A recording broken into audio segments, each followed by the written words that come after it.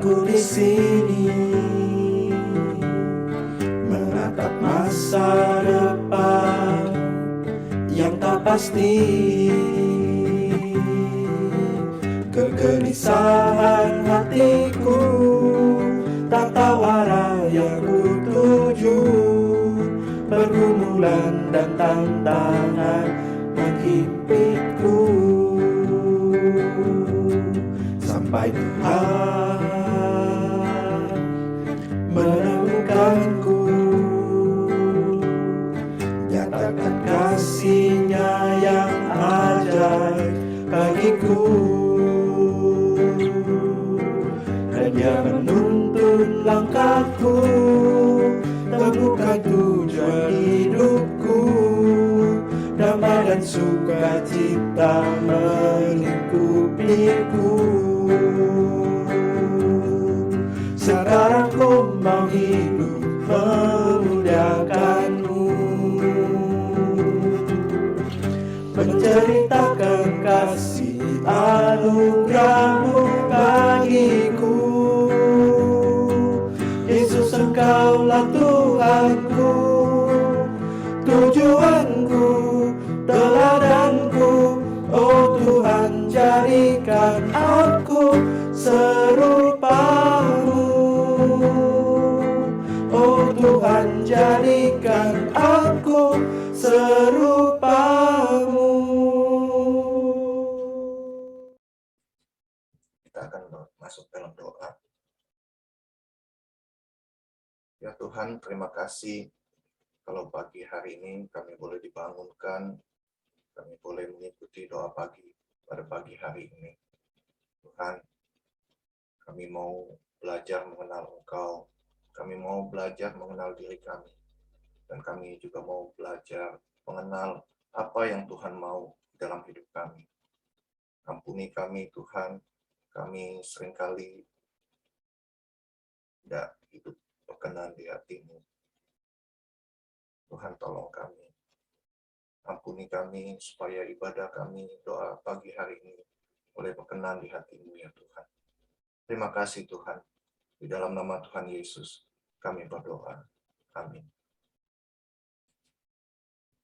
Sebelum kita masuk dalam firman Tuhan, saya mengajak Bapak Ibu untuk mendengarkan sebuah lagu.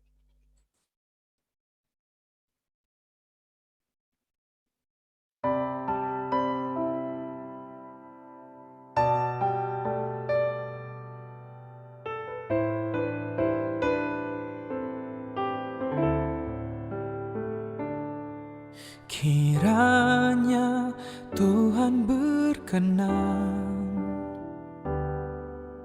memberkati rumah keluargaku. Apa yang telah Tuhan berkati, diberkatilah untuk selamanya. Sebab Tuhan melindungi, Tuhan menyinari dengan wajah-Nya, memberi kasih karunia, damai sejahtera. Tuhan Yesus berkati.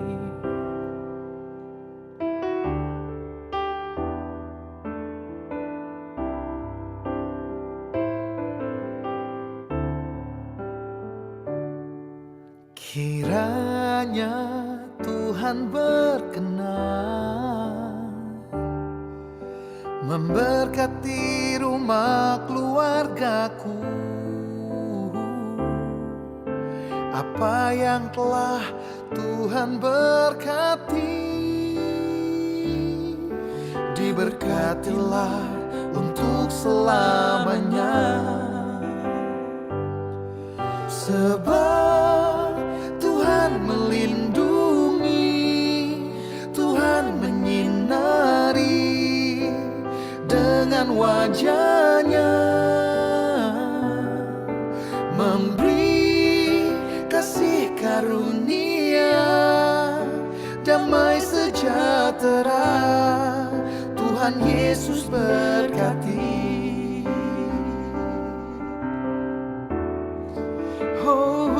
Sebab Tuhan melindungi, Tuhan menyinari dengan wajah-Nya, memberi kasih karunia, damai sejahtera. Tuhan Yesus berkati. Memberi kasih karunia, damai sejahtera. Tuhan Yesus berkati. Tuhan menghadapkan wajah-Nya kepadamu dan memberi engkau damai sejahtera. Amin.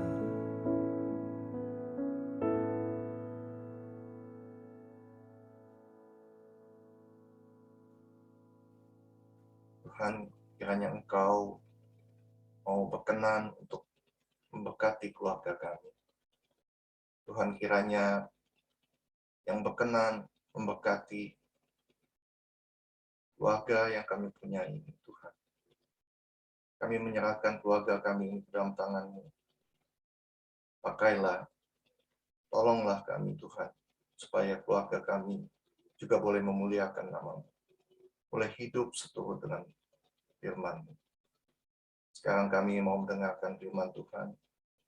Tuhan, tolong hamba-Mu yang menyampaikan, biar dia boleh menyampaikan dengan baik dan jelas. Tuhan, tolong kami semua yang mendengarkan, supaya kami boleh mengerti dengan baik. Terima kasih Tuhan. Di dalam nama Tuhan Yesus kami berdoa. Amin.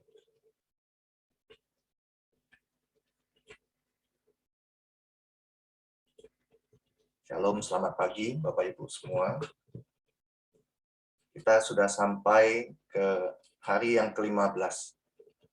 Tema hari ini adalah dibentuk untuk keluarga Allah.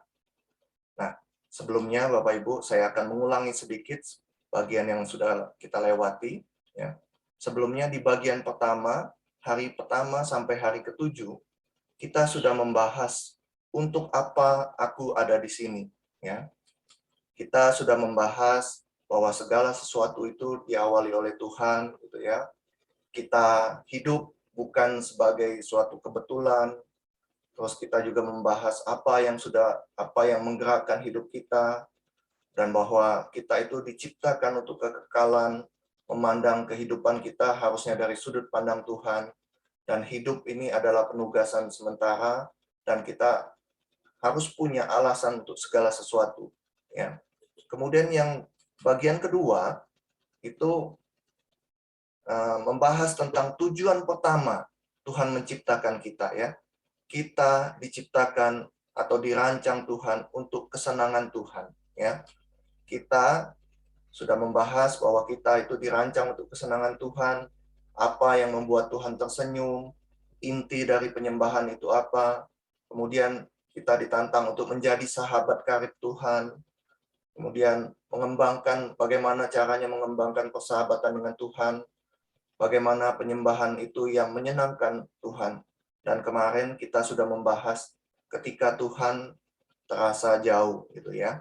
Nah, hari ini kita masuk ke bagian ketiga dari buku Rick Warren.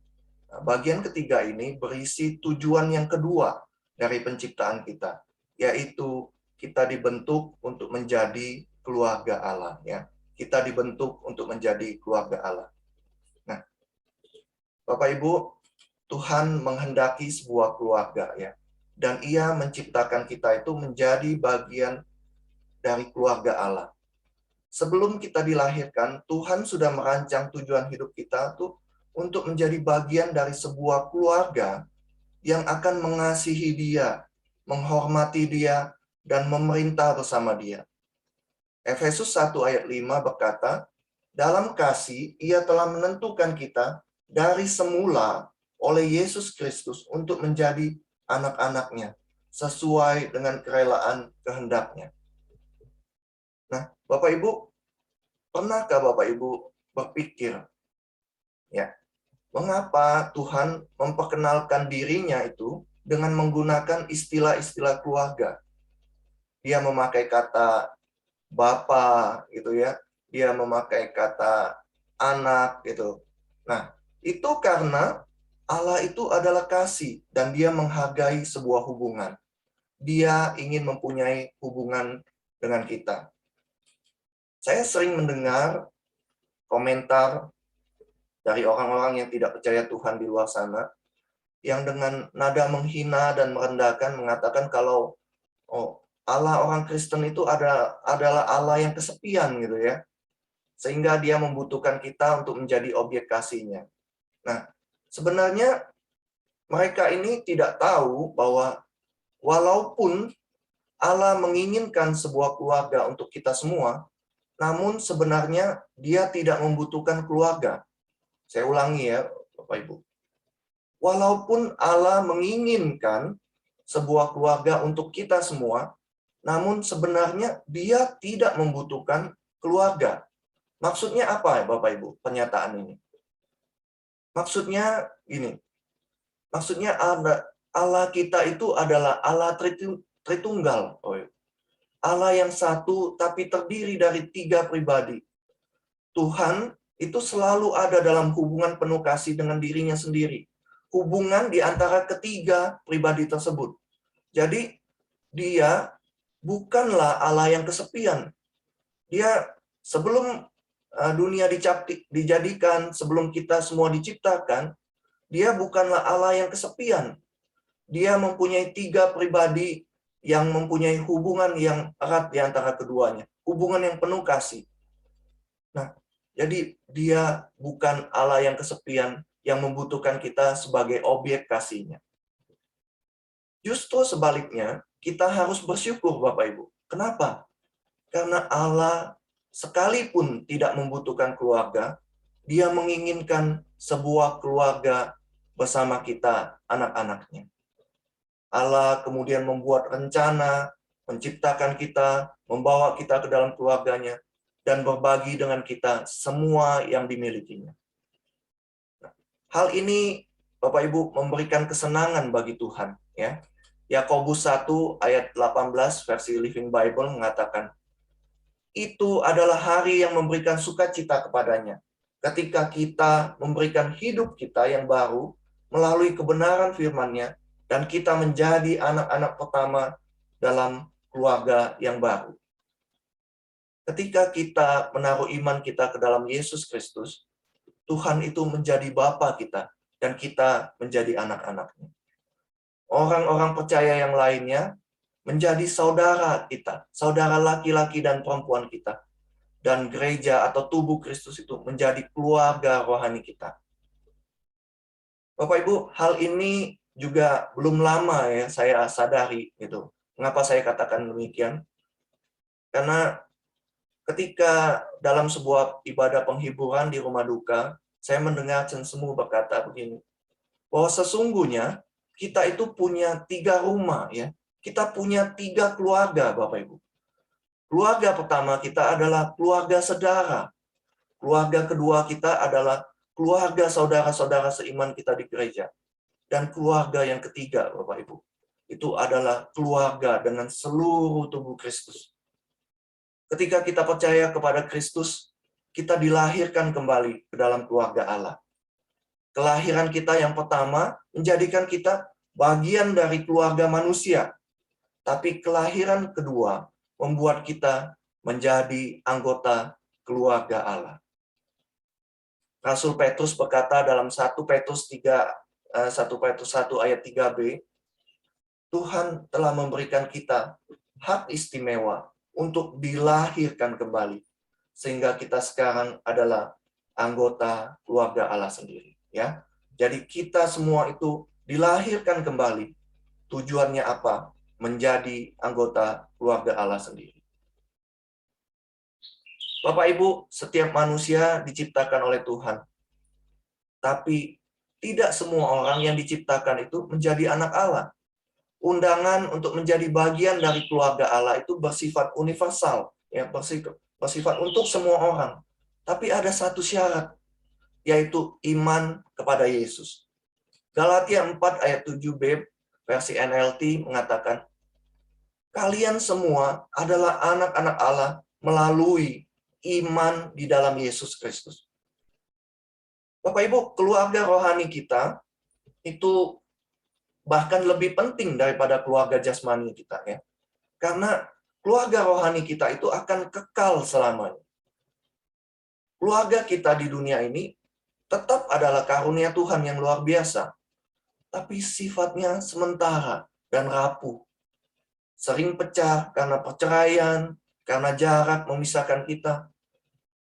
Keluarga yang kita di dunia ini menjadi tua dan dipisahkan nanti oleh sesuatu yang tidak bisa kita elakkan, yaitu kematian. Nah, sebaliknya, Bapak Ibu, keluarga rohani kita, yaitu hubungan kita dengan orang percaya lain, akan berlanjut sampai kekekalan. Hubungan ini lebih kuat dan lebih permanen dibandingkan dengan hubungan darah. Bapak Ibu, Paulus menyadari tujuan kekal Tuhan ini untuk kita bersama. Dia lalu berkata dia berhenti dan memuji Tuhan.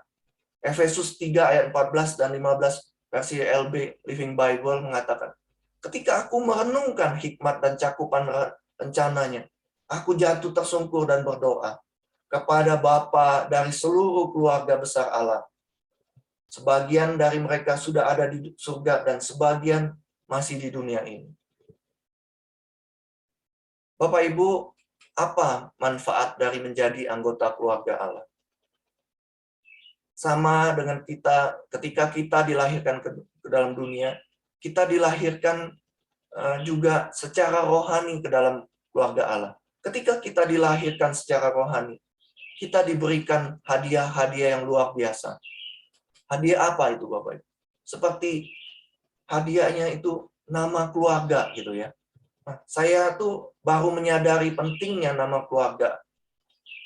Saya punya nama Mandarin gitu ya, tapi saya baru menyadari pentingnya nama keluarga itu ya, nama marga itu ketika saya masuk ke GKA Immanuel. Bapak Ibu sebagian memanggil saya Kuo Chuan Tao gitu ya. Jemaat juga memanggil Chen Semu gitu ya. Nah, jadi ketika kita menjadi anggota keluarga Allah, kita juga diberikan beberapa keistimewaan seperti nama keluarga, keserupaan keluarga, hak istimewa keluarga, akses anggota keluarga, dan yang terakhir Bapak Ibu, kita diberikan warisan keluarga, ya. Kita diberikan warisan keluarga. Nah, Alkitab dalam Galatia 4 ayat 7b versi NLT mengatakan, karena engkau adalah anaknya, segala sesuatu yang menjadi miliknya adalah milikmu. Segala sesuatu yang menjadi milik Tuhan juga sekarang adalah milik kita, Bapak Ibu. Ya. Filipi 4 ayat 19 berkata, Allahku, Allah kita, akan memenuhi segala keperluan kita menurut kekayaan dan kemuliaannya di dalam Kristus Yesus. Sebagai anak-anak Allah, kita menerima bagian dalam kekayaan kasih karunia-Nya, kekayaan anugerah-Nya. Kita juga menerima bagian dalam kebaikan Tuhan, kesabaran Tuhan, hikmat Tuhan, kuasa dan belas kasihan Tuhan. Paulus juga berkata dalam Efesus 1 ayat 18b versi NLT mengatakan, aku ingin kamu menyadari betapa berharga dan mulia warisan yang telah Ia berikan kepada umat-Nya. Bapak Ibu Saudara, kita berulang-ulang di sini mendengar kata warisan dalam Alkitab ya. Sebenarnya apa yang ada di dalam warisan Tuhan itu ya? Apa sih yang menjadi warisan kita? Ketika Tuhan mengatakan kita ini menjadi ahli warisnya. Yang pertama, Bapak Ibu, kita akan bersama-sama Tuhan selamanya ya. 1 Tesalonika 5 ayat 10 berkata, yang sudah mati Tuhan itu ya, yang sudah mati untuk kita, supaya entah kita berjaga-jaga, entah kita tidur atau kita hidup, kita bersama-sama dengan Tuhan. 1 Tesalonika 4 ayat 17 juga berkata, sesudah itu, kita yang hidup yang masih tinggal akan diangkat bersama-sama dengan mereka dalam awan menyongsong Tuhan di angkasa. Demikianlah kita akan selama-lamanya bersama dengan Tuhan. Yang kedua, Bapak Ibu, kita akan mendapat warisan, kita akan diubahkan seperti Kristus. 1 Yohanes 3 ayat 2b berkata, akan tetapi kita tahu bahwa apabila Kristus menyatakan dirinya, kita akan menjadi sama seperti Dia. Ya. 2 Korintus 3 ayat 18b juga berkata, dan karena kemuliaan itu datangnya dari Tuhan yang adalah Roh, maka kita diubah menjadi serupa dengan gambarnya. Ya. Kita mendapatkan warisan, kita semua akan diubah menjadi serupa dengan gambar Allah. Yang ketiga, warisan kita adalah kita akan dibebaskan dari segala rasa kematian dan penderitaan. Wahyu 21 ayat 4 berkata, dan Ia akan menghapus segala air mata dari mata mereka, dan maut tidak akan ada lagi. Tidak akan ada lagi perkabungan atau ratap tangis atau duka cita, sebab segala sesuatu yang lama itu telah berlalu. Suatu hari kita akan mendapatkan warisan. Kita akan dibebaskan dari segala rasa sakit kita, kematian, dan penderitaan. Yang keempat, Bapak Ibu, kita akan mendapat warisan berupa upah yang diberikan kepada kita. Ya, kita akan mendapatkan upah. Nah, 1 Korintus 3 ayat 8 berkata, baik yang menanam maupun yang menyiram adalah sama, dan masing-masing kita akan menerima upahnya sesuai dengan pekerjaannya sendiri. Yang kelima, Bapak Ibu, warisan kita adalah kita akan menerima kemuliaan Kristus. Roma 8 ayat 17 berkata, dan jika kita adalah anak, maka kita juga adalah ahli waris, yaitu jika kita menderita bersama-sama dengan Dia, supaya kita juga dipermuliakan bersama-sama dengan Dia. Alkitab berkata dalam 1 Petrus 1 ayat 4 versi NLT, Tuhan telah menyediakan suatu warisan yang tak ternilai bagi anak-anaknya. Warisan itu disimpan di surga bagi kita semua. Warisan yang murni dan tidak bercacat, tidak dapat binasa, dan tidak cemar. Warisan yang disediakan bagi kita itu adalah warisan yang kekal, Bapak Ibu, yang sangat berharga, murni, permanen, dan terlindungi. Tidak ada seorang pun dapat mengambilnya daripada kita. Dan warisan itu tidak dapat dihancurkan, baik oleh perang, guncangan ekonomi, ataupun bencana alam.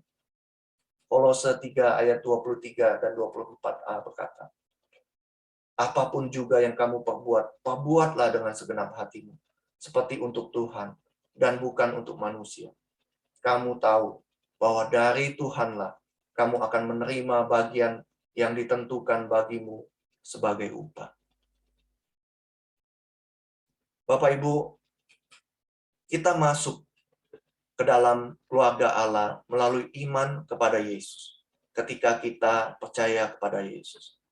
Namun, Bapak Ibu, baptisan itu adalah cara kita untuk menentukan atau menetapkan identitas seseorang ketika orang tersebut masuk ke dalam keluarga Allah. Ya, baptisan itu adalah cara kita mengidentifikasikan diri kita ketika kita masuk ke dalam keluarga Allah. Nah, Bapak Ibu, baptisan sendiri itu tidak membuat kita menjadi anggota keluarga Allah. Ya, baptisan sendiri itu tidak membuat kita diselamatkan atau menjadi anggota keluarga. Tapi baptisan itu menunjukkan bahwa kita ini adalah bagian dari keluarga Allah. Nah, oleh karena itu, baptisan itu bukan sebuah ritual pilihan, Bapak Ibu. Ya, maksudnya apa? Kita bisa pilih untuk dibaptis atau enggak, boleh iya atau boleh tidak. Enggak, tidak seperti itu, Bapak Ibu. Baptisan adalah sebuah proklamasi diri bahwa seseorang itu masuk ke dalam keluarga Allah. Dengan dibaptis, itu sama saja dengan kita secara terbuka mengumumkan kepada dunia, kepada semua orang, bahwa aku tidak malu menjadi bagian dari keluarga Allah. Nah, Yesus sendiri memerintahkan tindakan baptisan ini untuk seluruh keluarganya. Dia berkata di dalam Matius 28 ayat 19, Yesus berkata, karena itu pergilah, jadikanlah semua bangsa muridku, dan baptislah mereka di dalam nama Bapa dan Anak dan Roh Kudus. Bapak Ibu perhatikan, ya, Yesus menyamakan tindakan baptisan itu setara dengan penginjilan dan pemuritan. Ya, Yesus menganggap tindakan baptisan, membaptis orang itu setara dengan pergi menginjili, pergi memuridkan. Mengapa baptisan begitu penting, Bapak Ibu? Nah, saya baru sadar bahwa baptisan itu adalah simbol dari tujuan kedua Tuhan untuk kehidupan kita, yaitu membawa kita masuk ke dalam keluarga Allah. Baptisan juga syarat dengan makna gitu, Bapak Ibu. Baptisan adalah deklarasi iman. Kita ikut ambil bagian dalam kematian dan kebangkitan Tuhan. Baptisan juga adalah simbol kematian. Kematian dari kehidupan lama kita dan pengumuman sebuah kehidupan baru kita. Baptisan juga adalah sebuah perayaan status. Perayaan status kita sebagai bagian dari keluarga Allah. 1 Korintus 12 ayat 13 berkata, sebab dalam satu roh kita semua, baik orang Yahudi maupun orang Yunani, baik budak maupun orang merdeka, telah dibaptis menjadi satu tubuh, dan kita semua diberi minum dari satu roh. Baptisan bukan juga sesuatu yang dapat ditunda, Bapak Ibu. Perjanjian baru menjelaskan bahwa orang dibaptis begitu mereka percaya kepada Yesus. Itu terjadi ketika 3.000 orang pada hari Pantekosta itu dibaptis pada hari yang sama ketika mereka menerima Kristus. Sida-sida Ethiopia juga dibaptis di tempat ketika dia bertobat. Paulus dan Silas membaptis kepada kepala penjara dan keluarganya pada tengah malam. Tidak ada baptisan yang ditunda dalam perjanjian baru, Bapak Ibu. Ya. Jadi baptisan itu adalah sesuatu yang seharusnya menjadi sesuatu yang urgent yang kita harus lakukan. Nah, jika Bapak Ibu Saudara ada yang belum dibaptis sebagai ekspresi iman dalam Kristus, lakukanlah secepat mungkin, Bapak Ibu. Nah, gereja ya saat ini menetapkan bahwa seseorang itu bisa dibaptis setelah mengikuti katekisasi. Itu tidak lain tujuannya adalah supaya orang percaya bisa memiliki iman yang benar sebelum mereka dibaptis. Artinya Bapak Ibu, baptisan itu sebaiknya jangan ditunda, ya, tapi harus segera kita lakukan. Tapi gereja menetapkan bahwa seseorang itu harus dibaptis setelah mengikuti katekisasi. Tidak lain tujuannya supaya semua orang percaya itu bisa memiliki iman yang benar sebelum dibaptis. Bapak Ibu Saudara, menjadi bagian dari keluarga Allah adalah hak istimewa yang terbesar dalam hidup kita. Alkitab dalam Ibrani 2 ayat 11 berkata, sebab ia yang menguduskan dan mereka yang dikuduskan, mereka semua berasal dari satu. Itulah sebabnya ia tidak malu menyebut mereka saudara. Kita adalah bagian dari keluarga Allah. Dan Tuhan bangga dengan kita. Yesus berkata dalam Matius 12 ayat 49-50. Lalu katanya, sambil menunjuk ke arah murid-muridnya, ini ibuku dan ini saudara-saudara. Sebab siapapun yang melakukan kehendak Bapakku di surga, dialah saudaraku laki-laki, dialah saudaraku perempuan, dialah ibuku. Masuk dalam keluarga Allah adalah kehormatan tertinggi dan hak istimewa yang luar biasa yang dapat kita terima. Tidak ada hal yang sebanding dengan itu. Jika Bapak Ibu Saudara merasa hidup tidak berarti, tidak dikasihi, tidak aman, ingatlah Anda adalah milik siapa. Anda adalah milik Tuhan. Anda adalah keluarga Allah. Tuhan Yesus memberkati kita semua. Mari kita berdoa. Tuhan, terima kasih untuk kebenaran firman Tuhan hari ini. Kami diberikan hak istimewa untuk menjadi anggota keluarga Allah. Kami juga mendapatkan undangan untuk menjadi keluarga besar Allah. Kalau hari ini kami belajar bahwa selain keluarga kami yang sekarang ini, kami punya keluarga seiman dengan saudara-saudara seiman kami. Kami sekeluarga dengan tubuh Kristus yang lain. Terima kasih untuk kebenaran firman Tuhan hari ini. Tuhan ajak kami sebagai anggota keluarga, kami boleh saling mengasihi sesama anggota keluarga, seperti kami mengasihi orang tua kami dan saudara-saudara kami. Tuhan tolong kami ya Tuhan. Dan kiranya Tuhan berkenan akan keluarga besar kami, keluarga saudara seiman kami, baik yang di gereja ini, juga keluarga dalam artian tubuh Kristus ya Tuhan. Terima kasih Tuhan. Di dalam nama Tuhan Yesus, kami berdoa dan mengucap syukur. Amin. Bapak Ibu, kita akan masuk ke dalam beberapa pokok doa. Yang pertama, kita berdoa untuk dunia, ya. Kita masih terus berdoa untuk Rusia dan Ukraina, konflik yang terjadi. Kita juga berdoa untuk gempa di Jepang dan untuk COVID secara global, ya. Bapak di surga, terima kasih kami pagi hari ini juga diberi kesempatan untuk menaikkan beberapa pokok doa syafaat. Ya Tuhan, kami tidak berhenti berdoa untuk Rusia dan Ukraina, konflik yang terjadi.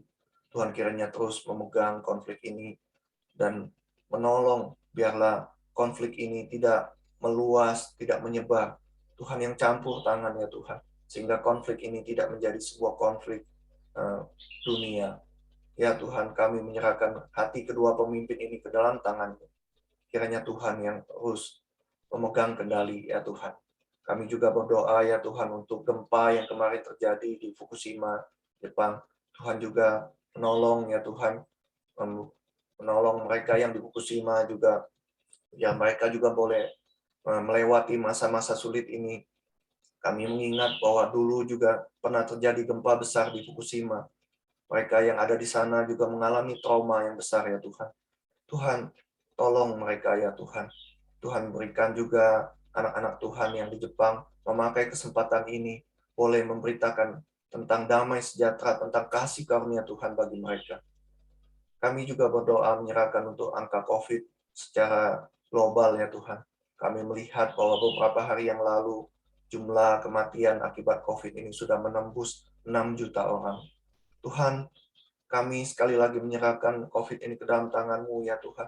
Dan yang Engkau berbelas kasihan, menunjukkan anugerah bagi kami semua ya Tuhan. Sehingga tidak ada lagi varian yang baru yang boleh membahayakan. Kami menyerahkan untuk di Cina dan Korea Selatan yang saat ini sedang tinggi-tingginya Tuhan. Tuhan juga menolong mereka melewati masa-masa sulit ini. Dan Tuhan, kami juga menyerahkan untuk beberapa negara yang sudah berusaha memperlakukan COVID ini sebagai teman hidup ya Tuhan. Kami juga mau hidup berdampingan dengan COVID ini ya Tuhan. Kami menyerahkan biarlah kami juga bisa melalui masa-masa sulit ini dengan penyertaan dan pertolongan Tuhan. Sehingga kami walaupun masih hidup di dalam masa pandemi ini, kami juga boleh hidup berdampingan dengan baik ya Tuhan. Terima kasih Tuhan. Di dalam nama Tuhan Yesus kami berdoa. Amin. Kita berdoa untuk bangsa dan negara kita, mengucap syukur untuk infeksi yang sudah turun, tapi terus kita berdoa untuk pemulihan ekonomi dan untuk keamanan bangsa dan negara kita. Kita berdoa. Bapa di surga, kami menyerahkan bangsa dan negara kami ya Tuhan, untuk angka COVID yang sudah mulai menurun. Kami mengucap syukur, walaupun masih cukup tinggi, tapi kami terus menyerahkan bangsa dan negara kami dan penanganan COVID ini ke dalam tangan-Mu. Mohon Tuhan berbelas kasihan dan menunjukkan anugerah. Kami berdoa ya Tuhan, melihat bahwa banyak sekali saudara-saudara kami yang mengalami kesulitan di masa-masa ini ya Tuhan. Kami juga mengingat saudara-saudara seiman kami yang mengalami kesulitan juga, kesulitan dalam hal ekonomi. Kami bisa melihat banyak usaha yang tutup dan pekerjaan yang ditutup juga ya Tuhan.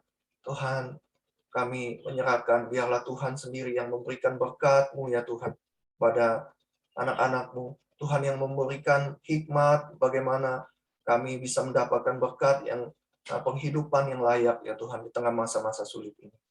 Terima kasih ya Tuhan. Tuhan, kami juga berdoa untuk keadaan bangsa dan negara kami yang sekarang ini mengalami kesulitan, banyak antrian, harga-harga menaik.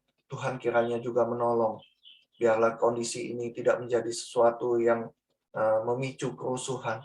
Kami menolak semua rencana-rencana jahat di dalam nama Tuhan Yesus. Kami berdoa menyerahkan oknum-oknum jahat yang akan memakai kesempatan ini untuk menimbulkan kerusuhan. Tuhan yang pegang kendali. Terima kasih Tuhan. Di dalam nama Tuhan Yesus kami berdoa. Amin. Yang berikut kita berdoa untuk gereja kita GKA Immanuel. Bapa di surga, kami menyerahkan gereja kami yang kami kasihi, GKA Immanuel ke dalam tangan-Mu. Kami berdoa ya Tuhan, kami saat ini sedang mempersiapkan diri untuk memasuki Paskah. Biarlah momen 40 hari doa pagi ini boleh mempersiapkan diri kami untuk merayakan Paskah, memperingati kematian Tuhan Yesus, memperingati kebangkitan Tuhan Yesus, dan pengaruhnya di dalam hidup kami. Kami berdoa ya Tuhan, biarlah momen doa 40 hari ini menjadi momen kebangunan rohani buat gereja kami. Kami berdoa juga menyerahkan untuk HUT ke-40 ini. Biarlah gereja kami ini, jemaatnya boleh terus seiring pertambahan umur, kami juga terus bertambah-tambah mengenal Tuhan, bertumbuh secara kualitas dan kuantitas. Kami juga boleh digerakkan untuk bisa saling memperhatikan. Jemaat Tuhan memiliki kehausan dan kerinduan untuk beribadah. Menyerahkan juga ya Tuhan minggu ini. Kami akan kembali memulai ibadah onsite. Biarlah Tuhan juga menolong jemaat mempunyai kerinduan untuk hadir dalam ibadah ini. Dan ketika mereka hadir ya Tuhan, kiranya Tuhan juga boleh melindungi dan menyertai ibadah kami ini ya Tuhan. Terima kasih ya Tuhan. Kami menyerahkan juga untuk kesatuan hati antara hamba Tuhan, majelis, dan jemaat. Biarlah Tuhan juga tolong kami ya Tuhan. Terima kasih Tuhan. Di dalam nama Tuhan Yesus kami berdoa. Amin. Kita juga berdoa untuk jemaat yang sakit dan yang bergumul. Bapa di surga, terima kasih ya Tuhan kami boleh mendoakan untuk beberapa saudara seiman kami. Bersyukur Tuhan sudah pulihkan saudara-saudara kami yang kemarin kena infeksi COVID juga ya Tuhan, yang terpapar COVID. Kami bersyukur Tuhan yang menolong mereka semua boleh melewati masa-masa pemulihan. Kami berdoa juga Tuhan untuk Ibu Yulin yang beberapa hari lalu jatuh dan kakinya bengkak. Tuhan, kami menyerahkan Ibu Yulin yang ke dalam tangan-Mu. Tuhan yang tolong, Tuhan yang sembuhkan. Berikan juga iman yang teguh. Tuhan berikan penghiburan dan kekuatan bagi Ibu Yulin. Kami berdoa menyerahkan untuk Samuel, anak dari Pak Daniel, yang tangannya patah. Kami berdoa ya Tuhan, bersyukur kondisinya tetap lebih baik itu Tuhan. Kami berdoa Sam tidak perlu dioperasi, tapi biarlah Tuhan yang memberikan kesembuhan, Tuhan yang memberikan pertumbuhan, tulangnya bisa menyambung kembali dengan baik ya Tuhan. Kami juga berdoa untuk saudari Michelle dan suaminya Adi Kurniawan. Tuhan yang tolong juga saudari Michelle, Tuhan yang memulihkan kesehatannya, Tuhan memulihkan tulangnya juga yang kemarin mengalami kecelakaan dan mengalami patah tulang juga. Tuhan yang tolong. Tuhan tolong juga Adi, suaminya ya Tuhan. Tuhan yang berkati, Tuhan yang sembuhkan. Tuhan berkati setiap tindakan dan obatan yang dia terima, boleh memulihkan kesehatannya ya Tuhan. Kami tidak lupa juga berdoa menyerahkan untuk Pak Thomas ya Tuhan.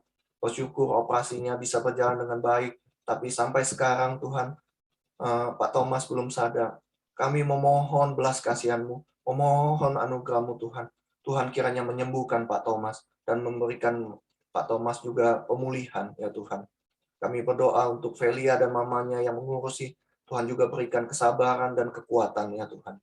Kami berdoa untuk Pak Edi Lianto yang stroke, yang mengalami stroke juga. Kiranya Tuhan juga boleh memulihkan kesehatannya, menyembuhkan dia ya Tuhan. Memberkati setiap tindakan dan obat-obatan yang dia terima, memulihkan kesehatannya. Kami berdoa untuk Ibu Koelan yang mengalami tubuh yang lemah, ya tubuh lemas. Tuhan, pulihkanlah kesehatannya. Tuhan, sembuhkan Ibu Koelan. Berikan semangat yang baru, sukacita kepada Ibu Koelan, sehingga ia boleh juga mengalami pemulihan daripada-Mu ya Tuhan.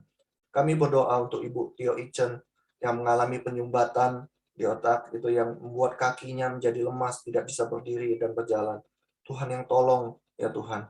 Tuhan kiranya menyembuhkan. Tuhan yang memberkati Ibu Koelan, Ibu Tio Ichen.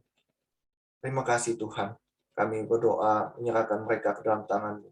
Kami juga berdoa untuk beberapa orang saudara kami seperti Ibu Surip, Pak Sutrisno, dan Pak Santoso. Kiranya Tuhan juga memberikan pemulihan. Tuhan yang memberkati pemulihan kesehatan mereka, pemulihan kesehatan mata untuk Pak Santoso, pemulihan kesehatan untuk Pak Sutrisno.